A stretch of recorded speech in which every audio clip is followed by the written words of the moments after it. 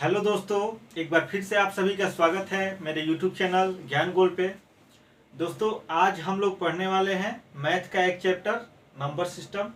और इस number system में संख्याओं के बारे में हम लोग पढ़ेंगे कि कौन कौन सी संख्याएं होती है और इन संख्याओं को बहुत ही हम लोग इजी तरीके से याद कर लेंगे। बहुत सारे दोस्तों का कमेंट आता है कि हमें संख्याओं के बारे में मालूम नहीं है और अगर मालूम भी है तो हमको याद नहीं रहता। तो बहुत ही आसानी से आज हम लोग इन संख्याओं को याद करेंगे। तो आइए शुरू करते हैं। सबसे पहला है नंबर सिस्टम। नंबर सिस्टम में ये जो हमारी संख्याएं हैं इनको हम लोग आज याद करेंगे। तो आइए फर्स्ट देखते हैं। पहला है प्रकृत संख्या। इंग्लिश में इसको नेचुरल नंबर बोला जाता है। तो प्रकृत संख्या क्या होता है दोस्तों, आप लोगों को मालूम हुआ कि जितने भी गिनती की संख्याएं हैं जिसको हम लोग एक से शुरुआत करते हैं, यानी कि 1 2 3 dot dot dot dot infinitive तक, यानी कि एक से लेके अनंत तक जो संख्याएं लिखी जाती है उसको हम लोग प्रकृत संख्या और नेचुरल नंबर बोलते हैं। ठीक है, इंग्लिश में इसको क्या बोलेंगे? Natural number. तो इसको याद कैसे रखेंगे कि जितने भी गिनती की संख्याएं हैं एक से लेके अनंत तक, 1 2 3 4 5 6 7 8 9 10 लाख करोड़ जितनी भी है सब क्या है? प्रकृत संख्या। ठीक है। दूसरा है पूर्ण संख्या। इसको अंग्रेजी में बोलेंगे होल नंबर। होल नंबर, ठीक है, पूर्ण संख्या। अब देखिए इसको याद कैसे रखेंगे। अब ये जो प्रकृत संख्या है, कोई भी संख्या लिखने के लिए प्रकृत संख्या के साथ जीरो की आवश्यकता होती है। तो प्रकृत संख्या के परिवार में अगर हम लोग जीरो को शामिल कर देते हैं तो ये क्या हो जाएगा?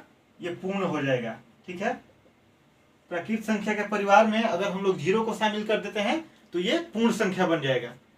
पहले ये पूर्ण नहीं था। ठीक है, तो इसको याद करने के लिए पूर्ण संख्या होल नंबर, प्रकृत संख्या के परिवार में अगर हम लोग जीरो शामिल कर देते हैं तो ये क्या हो गया? पूर्ण संख्या।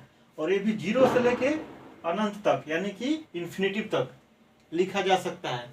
ठीक है, आगे बढ़ते हैं। पूर्णांक संख्या, इसको अंग्रेजी में बोलते हैं इंटीजर नंबर। अब ये पूर्णांक संख्या क्या होता है?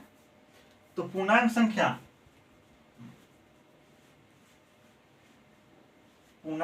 को हम लोग लिखेंगे माइनस इन्फिनिटिव से लेके और प्लस इन्फिनिटिव तक।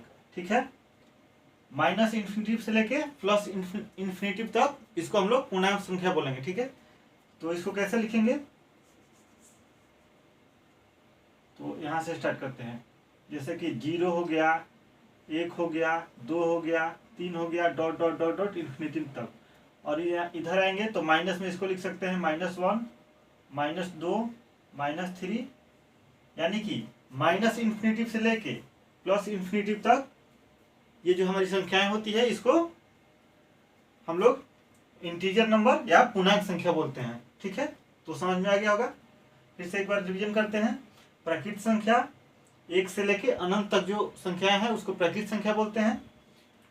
पूर्ण संख्या होल नंबर, जीरो से शुरू करके अनंत तक जो संख्याएं हम लोग लिख सकते हैं उसको बोलेंगे होल नंबर या पूर्ण संख्या। पूर्णांक संख्या माइनस इन्फिनिटिव से लेके प्लस इन्फिनिटिव तक हम लोग बोलेंगे इंटीजर नंबर या पूर्णांक संख्या। आगे बढ़ते हैं। सम संख्या, इसको अंग्रेजी में इवन नंबर बोला जाता है। ठीक है, सम संख्या को अंग्रेजी में क्या बोला जाता है? तो इवन नंबर। आप लोग इस इवन नंबर या सम संख्या के बारे में जानते होंगे। जो संख्या 2 से विभाजित हो जाए, विभाजित हो, उसको क्या बोलेंगे हम लोग? सम संख्या। जैसे कि 2 हो गया, 4 हो गया, 6 हो गया, 8 हो गया, डॉट डॉट डॉट इन्फिनिटिव तक। ठीक है, सम संख्या आप लोग समझ गए। अब आगे बढ़ते हैं। विषम संख्या, इसको अंग्रेजी में बोलेंगे ओड नंबर। ठीक है, ओड नंबर।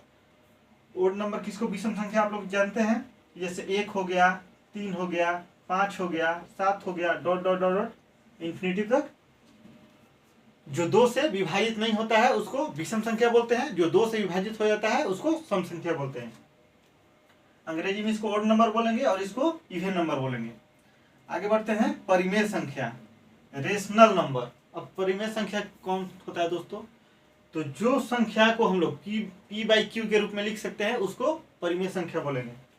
जो संख्या को p बाई क्यू के रूप में लिख सकते हैं उसको परिमेय संख्या बोलेंगे। लेकिन यहाँ पे एक शर्त होता है कि q बराबर नॉट इक्वल टू 0, यानी कि q बराबर 0 नहीं होना चाहिए। जैसे एग्जाम्पल के रूप में समझते हैं हम लोग, जैसे हो गया आपका 2 हो गया, 5 हो गया, 7/6 हो गया, इसको हम लोग p बटा क्यू के रूप में लिख सकते हैं। 22/7 हो गया, इसको हम लोग p बटा क्यू के रूप में से, ये पाई का मान है दोस्तों 22/7। पाई अपरिमेय होता है और 22/7 परिमेय संख्या होता है। ठीक है, तो परिमेय संख्या समझ गए। रेशनल नंबर किसको बोलते हैं? जिसको p बटा क्यू के रूप में लिखा जा सकता है। अब देखिए यहाँ पे 2 मैंने लिखा है और 5 लिखा है, इसके बट्टा में भी 1 है, अगर कुछ नहीं है तो बट्टा में 1 रहता है। ठीक है, तो ये भी p बटा क्यू के रूप में लिखा हुआ है। चलिए आगे बढ़ते हैं।